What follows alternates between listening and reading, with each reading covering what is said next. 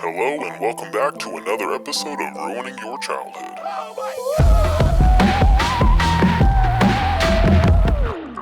Welcome back to another episode of Ruining Your Childhood, one sculpt at a time. With the holidays here, I did know that I was going to have some guests coming in, so I wanted to create something a little bit more simple, but then it ended up turning into probably the hardest project I've ever built. That's just how things work around here. I don't know. So today we're going to be making GIR from Invader Zim. And not just him, we're going to be making him ride one of those electronic penny rides that you see in the center of the mall that nobody ever actually rides. You know what I'm talking about? The little horse ride. But instead of a horse, he's going to be riding a little piggy. I like to call him Buck and Bessie. Anyway, back to the sculpture. Now that I have a rough shape of the head using tinfoil, we can then cover that up with some bacon bond, and once we have that thing thoroughly coated, we use some flattened out pieces of clay to completely cover it. Then after a bit of smoothing and refining and rubbing down, we could go ahead and stick it in the oven for its first bake. And with GIR's head back and baked, we could go ahead and give it that flick test before drilling a couple holes onto the top and bottom. This is going to give me an insertion point for the head to stick to the body, then also a little part for the antenna, which we're working on now. After inserting this piece of wire, I'm going to go ahead and cut that bad boy to length, and then a little piece of tapeworm that I rolled out, we're just going to go ahead and stick that right on top of that wire and give it a little bit more of a tapered shape, just smoothing it out with my fingers. Once I was happy with how that looked, we could go ahead and stick a little ball of clay that I rolled off camera. With the antenna done, we could go ahead and move on to his eyes. As for his eyes, I went ahead and rolled out a little chubby cylinder worth of clay, slicing it in half. I then cut in these little slanted sections on the back portion of it. This is going to help it sit a little bit more flush to the head. I then repeat the same process for the other eye, fixing it to the face, finding its proper position. I could then take the back end of my X-Acto knife, going around the eye, adding these little ridges just to give the eye a little bit more interest and detail.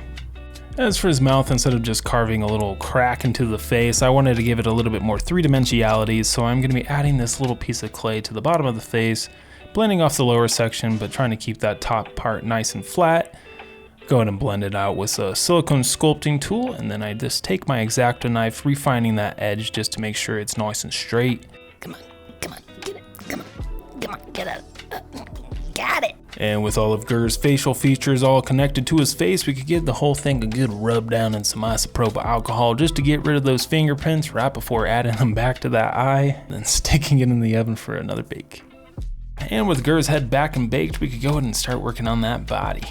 And to start things off, I went ahead and took a pre-cut piece of armature wire, inserting it into a pre-drilled hole into the bottom of the head. I bent the wire backward because he is going to be right in the pig, so I have to keep that in mind as I build this thing. I then took a gumball size worth of clay, rolling it out into a mighty bean shape. You guys remember those toys? The mighty beans? They were kind of cool. I don't know. Kind of weird, but whatever. After I got that shape, I do slice off one end to make it flat before inserting it into that pole. Intentionally going nice and slow, that way I don't mess up the shape. Before sliding it back off and then adding a little bit of bacon bond around the neck, because I forgot to add the neck, so we're going to be doing that. I went ahead and used a paintbrush to paint on that bacon bond. Took a flattened out piece of clay, just attaching that around the neck hole, and then reinserting that body, and look at that. A nice seamless connection, minus the seam at the base of the neck. You know what I'm talking about. Now that we got the main shapes done, we can go ahead and start adding those little details, starting with the circle on his back, followed by the square on the front, and then take a ball stylus, adding these little divots on the side. This is where his arm joint balls are gonna go. I don't know what they're called. Arm joint balls. Yeah, we'll go with that. Once I got those balls and those ball joints, I went ahead and inserted these tiny little pieces of armature wire to make up his arms. I went ahead and just popped it off real quick just to make it a little bit easier on myself. I then covered the armature wire in a flattened out piece of clay, smoothing it out, kind of tapering it down toward the wrist, just to give it more of a tapered look. Once I was happy with that, I did the exact same thing for the other side, and then we could start adding some details to the arms by taking the back end of my X-Acto knife, freehanding these little rings that go around the arms. I actually used this exact same technique when I was creating my Zim sculpture. You should check that out as well. It's pretty fun.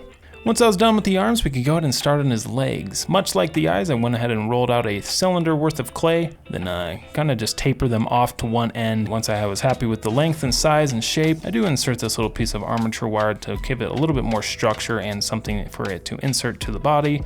Being careful to stick it into the end there so I don't lose the shape. Refining it, I do add a slight bend to it because he's going to be riding that Piggy.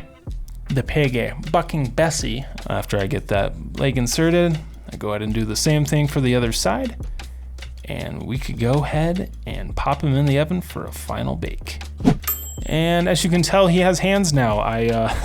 Last second I realized I never filmed his hands, but my camera had died at that point, and so I just did him off camera. It was nothing crazy. But with GIR done, we could go ahead and start on Piggy. We're gonna start off with a big ball of clay that I roll out into another mighty bean shape. Kind of just do a little size check here just to make sure he's gonna be fitting on there real nice and tight like.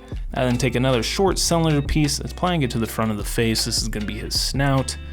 After that, I take my biggest ball stylus, kind of banging it onto the sides of the face just to add these little eye sockets before taking a pre-baked ball that I sliced in half to insert to make the eyes.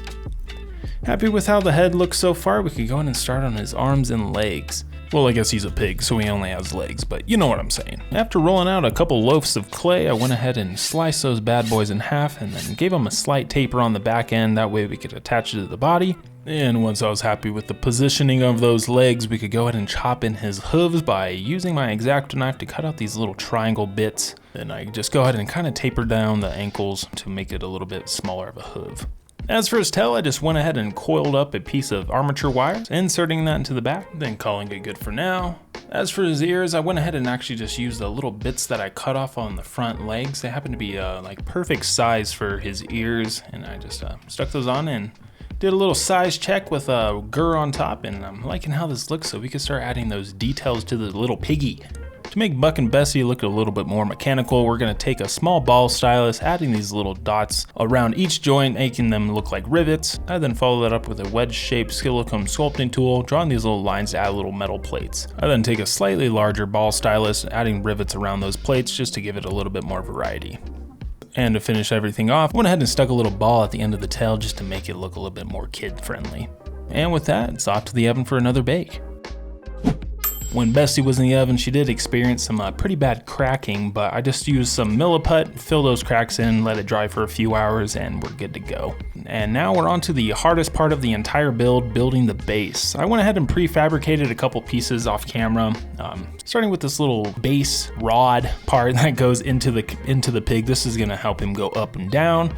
And then I also made this weird looking contraption. This is really just to give some weight to the actual base itself. To start things off, we're gonna go ahead and apply some super glue to the side of the little block that I made, then put this little pre-cut out piece of cardboard to the side. This is gonna be helping block out that main structure of the base. Now originally I was gonna have the base look metal, but I ended up changing my mind and I wanted it to look wood, just to kind of give it some juxtaposition between the other two. Went ahead and cut out some of these coffee stirs to their proper lengths, applying some super glue to the back, then just pressing those on. Went ahead and just did the rest off camera, and once we have the front and back completely covered, we could go ahead and move to those side panels. The front and back panels are going to be made the exact same way as I did for those side panels. I just took a piece of cardboard, applied some coffee stirs to the front of it. I ended up switching over to hot glue. I thought it'd be a little bit better for my lungs, you know. And I was kind of sick and tired of my fingers getting stuck together, so that's why. I also felt like the hot glue kind of held it all together a little bit better than the super glue did. And then I also went ahead and fabricated the top off camera, but we are going to keep it off so I could actually work on the inside. And to start things off with the actual mechanics of this thing, I went ahead and drilled a hole in the back and then a little bit into the front, not all the way through. I just wanted enough so the little rod could stick into it but not poke all the way through the front. With a pencil, I mark on the armature wire where the extending rod is gonna sit. Then I go ahead and just make some strategic bends and then spend the next, no joke, 6 hours trying to finagle with this and get it to at least a working point. And you know, it's a little janky. It ain't perfect. I get it, but it works. And honestly, I was actually pretty happy with how it came out. Now that we got the 3 pieces all assembled, the pig, the GIR, and the base, we could go ahead and give him a quick base coat and then start the painting process. We're gonna go ahead and start with GIR first, just because he is gonna be the easiest of all of them to paint. He's gonna be getting a few coats of this silver paint that I use. The brand that I'm using is Vallejo Model Colors, and the color that I'm using is just straight up silver. And it's pretty transparent, so I do have to do multiple layers, but it does have a nice glossiness to it, and it looks really nice. It looks like metal. It does the trick.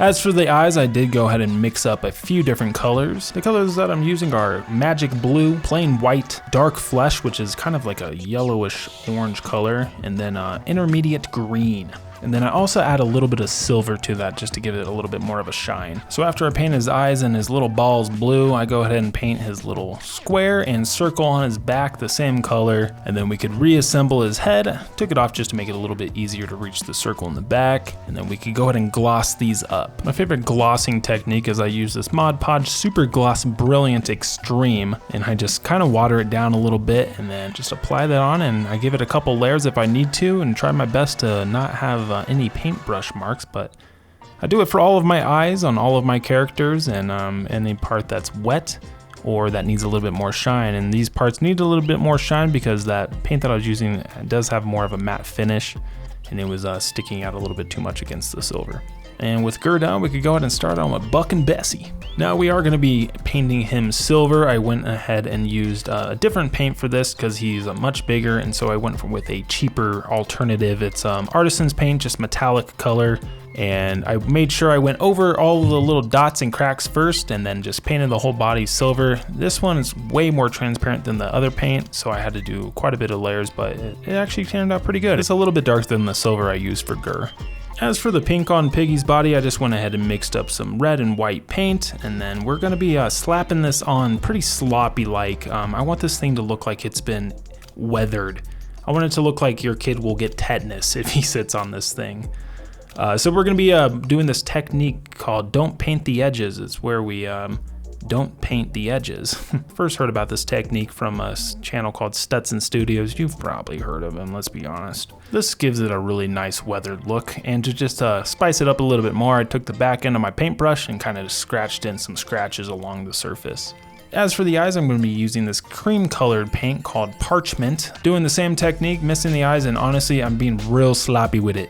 And with the base coats completely finished, we could start really griming this thing up. Going over the top of the pig, I'm going to use a very watered down version of that Parchment color, just to make it look like the sun's been beaten on it, kind of giving it a weathered look. As for adding all the rust, I went ahead and watered down a color called Burnt Sienna.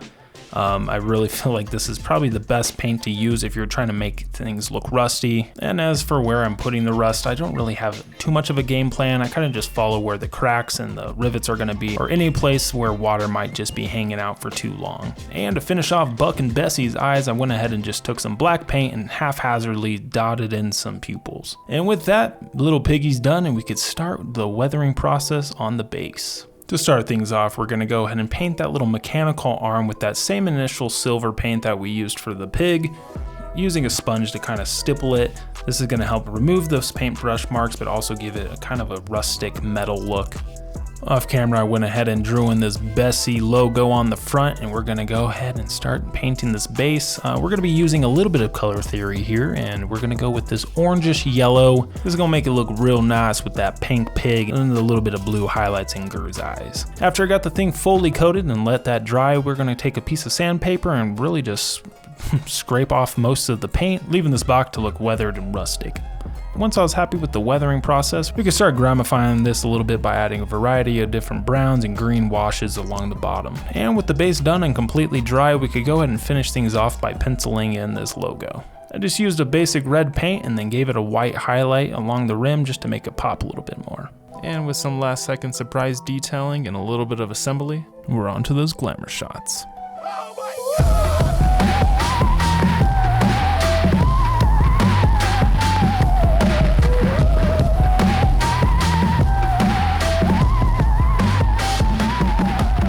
Thank you guys so much for watching the video. I hope you all enjoyed it. Don't forget to hit that like and subscribe button, and also leave a comment down below of who you would like to see me sculpt next. I'll see you next time.